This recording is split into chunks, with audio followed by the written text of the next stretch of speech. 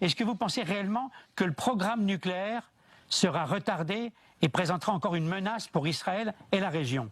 Il ne faut pas rester figé sur uniquement le programme nucléaire, il faut voir au-delà de ça. Le vrai problème, c'est le régime et sa composition et sa nature.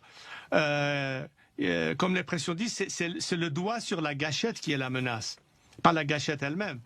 Et dans ce cas, la menace réelle, c'est un régime qui a toujours essayé de propager, pour sa propre survie, une politique de destruction, de terrorisme, de se mêler des affaires des pays voisins, d'avoir un doigt dans l'engrenage, d'utiliser ses proxys comme Hezbollah au Liban ou ailleurs pour se maintenir en place. Et donc l'élément de pouvoir faire confiance à un régime qui, depuis toutes ces années, son comportement n'a pas changé à cet égard, c'est de vouloir compter encore une fois sur un système auquel on peut faire aucune confiance.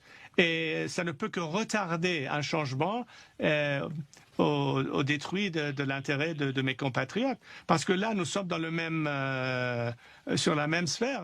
L'attente et la demande de mes compatriotes et les valeurs auxquelles ils s'attachent, comme les droits de l'homme, comme la liberté, sont les mêmes que les pays démocratiques.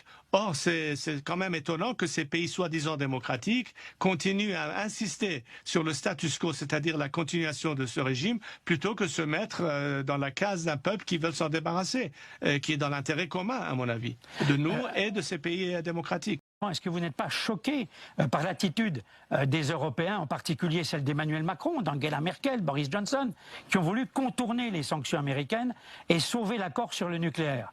Encore une fois, je vous dis, le régime serait prêt à signer n'importe quel accord pour se maintenir au pouvoir. Mais son manque de légitimité les a forcés dans le camp des Russes et des Chinois, ce qui veut dire que, au fait, ils n'ont pas la possibilité de vraiment s'ouvrir tel qu'il le faut vis-à-vis des pays occidentaux. Sauf donc, si vous pensez à ce qu'à long terme, et je parle long terme, quel est l'intérêt stratégique des pays, surtout des pays occidentaux, c'est d'avoir un Iran libre, laïque et démocratique, plutôt qu'une théocratie qui ne fait que être un élément de répression chez nous, en Iran, et un élément qui, par la suite, force encore plus de réfugiés qui arrivent sur des pays déjà saturés.